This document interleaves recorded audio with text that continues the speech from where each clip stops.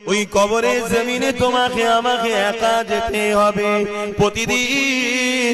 এই মাটি তোমাকে আমাকে ডাকে আর বলতে লাগে, এ মনুষ্য জাতি রে, এত অহংকারের সঙ্গে আমার বুকের ওপর দিয়ে ঘুরে ঘুরে বেড়াচ্ছিস, জানিস আমার বুকের ভেতরে তোকে একদিন আসতে হবে।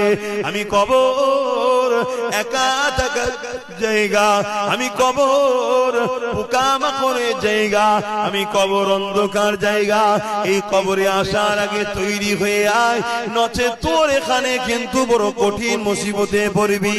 এ যুবকেরা, তরুণীরা, বাপেরা, এখানে এতগুলো বাপ ভাই বসে আছে, মা বোনেরা দূরে দূরে আছে, কেউ কি বলতে পারবেন কালকে তো দূরের কথা, আজকে সূর্য ডুবার আগে আপনার জিন্দেগিটাও ডুবে যেতে পারে।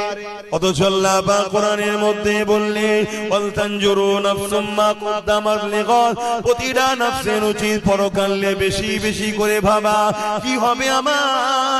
ওই কবরের জমিনে তোমাকে আমাকে একা যেতে হবে প্রতিদিন। এই মাটি তোমাকে আমাকে ডাকে আর বলতে লাগে, এ মনুষ্য জাতি রে, এত অহংকারের সঙ্গে আমার বুকের ওপর দিয়ে ঘুরে ঘুরে বেড়াচ্ছিস, জানিস আমার বুকের ভেতরে তোকে একদিন আসতে হবে। আমি কবর একা থাকার জায়গা, আমি কবর পোকামাকড়ের জায়গা, আমি কবর অন্ধকার জায়গা। এই কবরে আসার আগে তৈরি হয়ে আয়, নচে তোর এখানে কিন্তু বড় কঠিন মুসিবতে পড়বি। এ যুবকেরা, তরুণীরা, বাপেরা, এখানে এতগুলো বাপ ভাই বসে আছে, মা বোনেরা দূরে দূরে আছে, কেউ কি বলতে পারবেন কালকে তো দূরের কথা, আজকে সূর্য ডুবার আগে আপনার জিন্দেগিটাও ডুবে যেতে পারে।